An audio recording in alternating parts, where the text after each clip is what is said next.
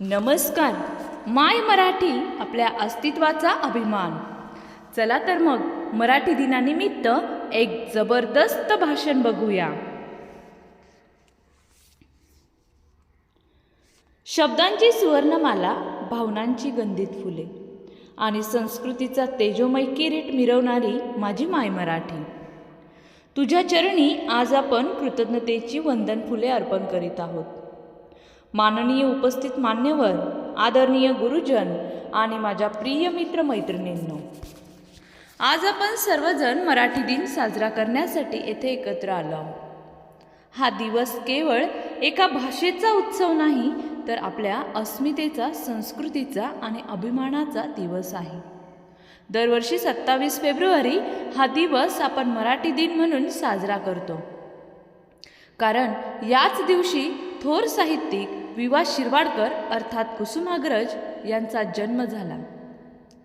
त्यांच्या लेखणीने मराठी साहित्याला नवी दिशा दिली, नवचैतन्य दिले आणि मराठी भाषेचा गौरव अखिल विश्वात पोहोचला. मराठी भाषेचा उगम, तिचा प्रवास आणि तिची समृद्ध परंपरा यांचा विचार केला तर आपल्याला जाणवते की ही भाषा हजारो वर्षांच्या संस्कारांनी घडलेली आहे.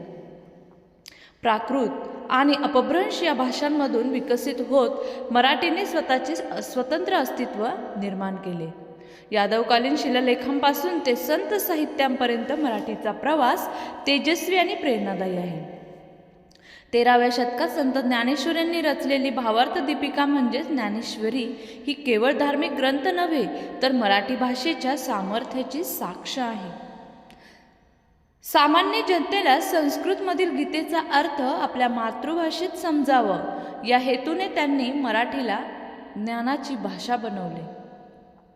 त्यानंतर संत तुकाराम यांच्या अभंगांनी समाज मनाला दिशा दिली. त्यांच्या शब्दात भक्ती होती, समाज जागृती होती आणि जीवनाचे तत्वज्ञान होते. मराठी भाषेने संतांच्या ओव्या, अभंग आणि भारुडांमधून अध्यात्माचा प्रकाश जनमानसात पोहोचवला.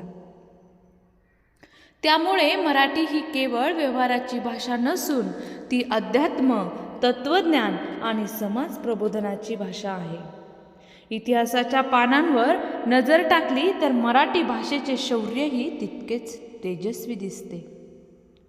छत्रपती शिवाजी महाराज यांनी स्वराज्याची स्थापना केली तेव्हा प्रशासनात मराठीला मानाचे स्थान दिले. राजज्ञा, पत्रव्यवहार, धोरणे सर्व काही मराठीतूनच राबवले गेले. स्वराज्याच्या संकल्पनेतून स्वभाषेचा अभिमान स्पष्टपणे दिसून येतो. भाषा ही स्वातंत्र्याची आणि स्वाभिमानाची ओळख असते. याचे ज्वलंत उदाहरण म्हणजे शिवकालीन मराठी. पुढे स्वातंत्र्य लढ्यातही मराठी साहित्यिकांनी महत्त्वाची भूमिका बजावली. लोकमान्य टिळकांच्या लेखणीने जनतेत जागृती निर्माण झाली. क्रांतिकारकांच्या घोषणांनी आणि कवितांनी देशभक्तीचा जाज्वल्य अग्नी पेटवला. मराठी वर्तमानपत्रांनी लोकमत घडवले, अन्यायाविरुद्ध आवाज उठवला आणि जनतेला संघटित केले. म्हणजेच मराठी भाषा ही परिवर्तनाची शक्ती ठरली. साहित्याच्या क्षेत्रात पाहिले तर कादंबरी, कथा, कविता, नाटक, आत्मचरित्र अशा विविध प्रकारांनी मराठी समृद्ध झाली आहे. पु ल देशपांडे यांच्या विनोदातून समाजाचे सूक्ष्म निरीक्षण दिसते, तर व पु काळे यांच्या कथातून जीवनातील भावस्पर्शी क्षण उलगडतात. ग दि. माडगूळकर यांच्या गीतांनी मराठी मनाला भावविश्व दिले. या सर्व साहित्यिकांनी आपल्या लेखणीतून मराठीला वैभव प्राप्त करून दिले. आजच्या युगात विज्ञान, तंत्रज्ञान, उद्योग, शिक्षण अशा सर्व क्षेत्रात मराठीचा वापर वाढण्याची गरज आहे. संगणक आणि मोबाईलच्या युगात मराठी टायपिंग, ब्लॉग लेखन, यूट्यूब व्हिडिओ, पॉडकास्ट या माध्यमातून मराठीला नवे व्यासपीठ मिळत आहे. डिजिटल युगात जर आपण मराठीचा वापर केला नाही तर ती मागे पडेल. म्हणूनच प्रत्येक तरुणाने मराठीतून सर्जनशीलता व्यक्त करणे आवश्यक आहे. आपल्या घरात मराठी संस्कार रुजवणे ही देखील तितकीच महत्त्वाची जबाबदारी आहे.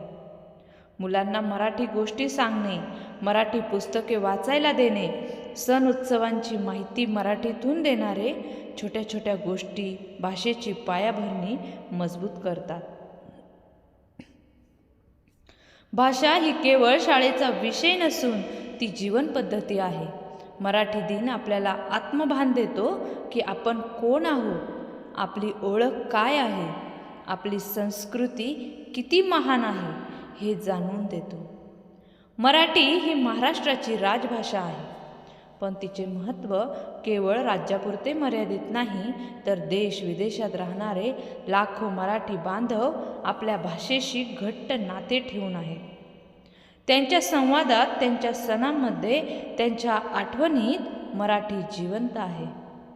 भाषा जपणे म्हणजे फक्त तिचा वापर करणे नव्हे, तर तिच्या शुद्धतेकडे आणि समृद्धीकडे लक्ष देणेही गरजेचे आहे.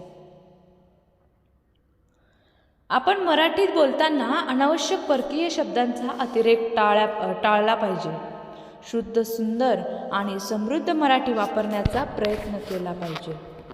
कारण भाषा जितकी स्वच्छ आणि सक्षम असेल, तितकी आपली विचारशक्ती प्रगल्भ होईल.